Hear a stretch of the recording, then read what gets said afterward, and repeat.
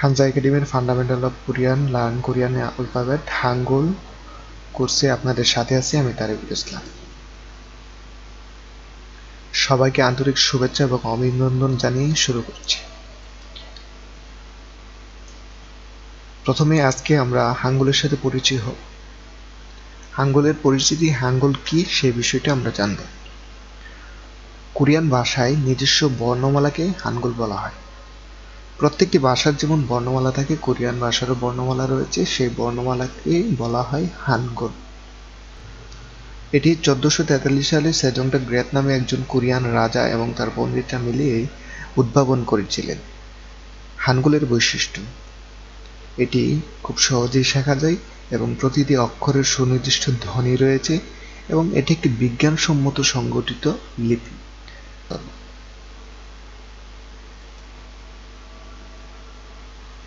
ঐতিহাসিক সময়রেখা: পঞ্চদশ শতকের আগ পর্যন্ত কোরিয়ান ভাষা হানজা নামক চীনা বর্ণমালা দিয়ে লেখা হতো।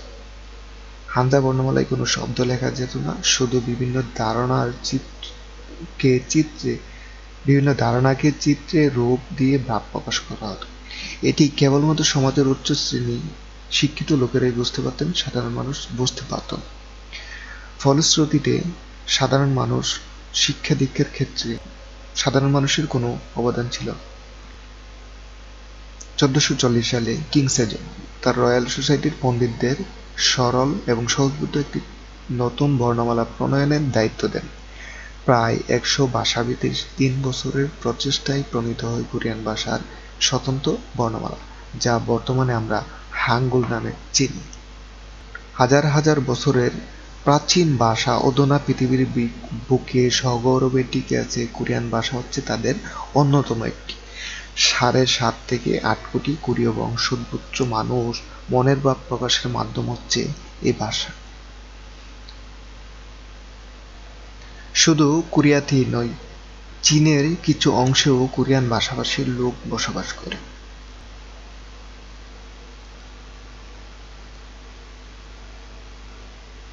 হাঙ্গুলের তাৎপর্য: কিং সেজং তার পণ্ডিতরা মিলে চিন্তা করতেছিলেন কিভাবে বর্ণমালা আবিষ্কার করা যায়, কোন জিনিসের উপর ভিত্তি করে এই বর্ণমালা আবিষ্কার হবে, যে বর্ণমালা হবে স্বতন্ত্র, যে বর্ণমালা হবে কোরিয়ান জাতির ভাব প্রকাশের অন্যতম হাতিয়ার। পৃথিবী, সূর্য এবং মানুষ এই তিনটি বিষয়ের উপর ভিত্তি করে তারা নতুন বর্ণমালা প্রণয়ন করেন। পৃথিবীর প্রতীক হিসাবে তারা এভাবে সোজা একটি দাগ নেন এবং সূর্যের প্রতীক হিসাবে একটি ফুটা নেন এবং মানুষের প্রতীক হিসাবে এভাবে খাড়া একটি দাগ নেন। তারপর এই তিনটি দাগ বা স্ট্রোককে বিভিন্ন রূপে সাজিয়ে বিভিন্ন ধরনের বর্ণ তৈরি করে। যেমন একটি খাড়া দাগের সাথে একটি ফোঁটা দিয়ে এই বর্ণটি তৈরি করে, যে বর্ণটির মানে হচ্ছে আ। খাড়া দাগের বাম পাশে একটি ফোঁটা দিয়ে এই বর্ণটি তৈরি করে, যে বর্ণটির মানে হচ্ছে অ। একটি খাড়া শোয়ানো দাগের উপরে একটি ফোঁটা দিয়ে এই বর্ণটি তৈরি করে, যার মানে হচ্ছে উ। একটি শোয়ানো দাগের নিচে ফোঁটা দিয়ে তৈরি করে উ।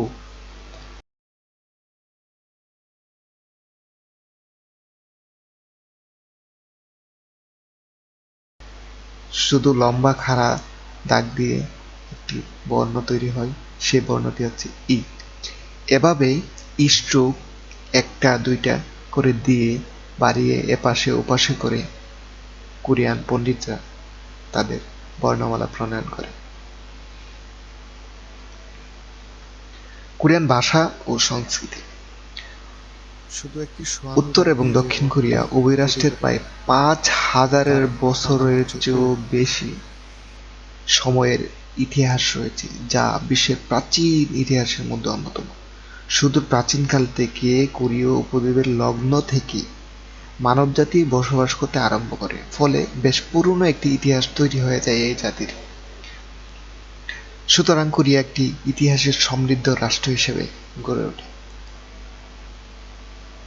বর্তমানে কোরিয়া গত শতাব্দীতেও যে দেশটি ছিল একটি যুদ্ধ-বিধ্বস্ত দেশ, সেই দেশটি সৃজনশীলতা, তথ্য প্রযুক্তি সব মিলিয়ে বিশ্বব্যাপী জনপ্রিয়তা পেয়েছে।